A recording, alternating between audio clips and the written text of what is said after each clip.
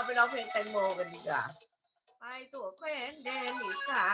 นไปโรงงานคุณบ้านเป็นหม้อแคน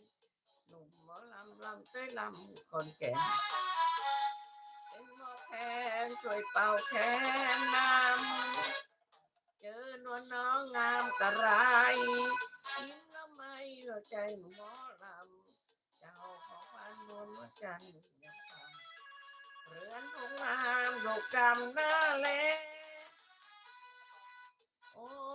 ลาเนอโอลาเนอคนแก่นคนแก่นแต่เล่นแต่เล่นแต่เล่นเล่นเล่นเล่นแต่เล่นเล่นเล่นแต่เล่นเล่นเล่นแต่ตะลึงแลโอแม่เนื้อดินงามแท้บึงตาแลบอกว่าวิ่งงามฮักแรกก็อยากเป็นแฟ